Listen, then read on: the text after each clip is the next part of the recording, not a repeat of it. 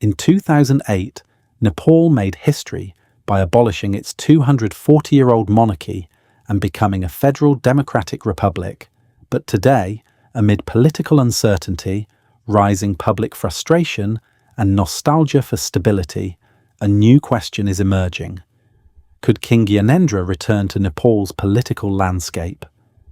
This video takes a deep dive into that very question, examining the current state of Nepal, the rise of royalist sentiment, and the potential implications of a monarch's return in a modern democracy. Nepal's political journey since becoming a republic has been anything but smooth. Frequent changes in government, allegations of corruption, and a lack of political accountability have created a growing sense of public distrust. Many Nepalis feel disillusioned by the instability and inefficiency of the system. There's a growing belief that democracy, in its current form, hasn't delivered on its promises. This frustration is laying fertile ground for alternative ideas, including the revival of the monarchy. From Kathmandu to the rural heartlands, a wave of royal nostalgia is surfacing. Social media trends, peaceful royalist rallies, and youth-led discussions are breathing new life into the once dismissed idea of a monarchy. Why is this happening? Stability of the past. Many remember the monarchy as a time of relative peace and order. Cultural identity. The monarchy was closely tied to Nepal's Hindu identity and traditions. Political fatigue.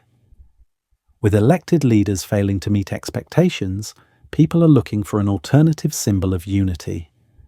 This sentiment may not yet dominate mainstream politics, but it's impossible to ignore its growing influence. If King Gyanendra were to return, what would that mean? Politically, a return to monarchy, even ceremonial, would require constitutional amendments and massive political consensus. Legally, Nepal's constitution firmly establishes a republic, making any royal restoration a complex legal undertaking. Socially, such a move could divide the nation, reigniting debates about identity, democracy, and the role of tradition in governance. However, some argue that a constitutional monarchy, like those in the UK or Japan, could offer Nepal a middle path, retaining democratic governance with a symbolic head of state. Let's weigh the potential consequences. Possible advantages: stability and unity under a non-partisan royal figure, cultural revival and restored national identity, potential boost in tourism tied to Nepal's royal heritage. Possible disadvantages: democratic regression and undermining of republican values, polarization between pro-democracy and pro-monarchy groups, international scrutiny over reversing democratic progress. Different scenarios could unfold: a symbolic return of the monarchy as cultural unifier, a hybrid political structure with shared ceremonial powers, or a continued republic with stronger democratic reforms. Nepal stands at a defining crossroads. The idea of a royal return may seem far-fetched to some, yet it's gaining traction among many who feel democracy has failed them. What's your take on this issue? Should King Gyanendra return in some form?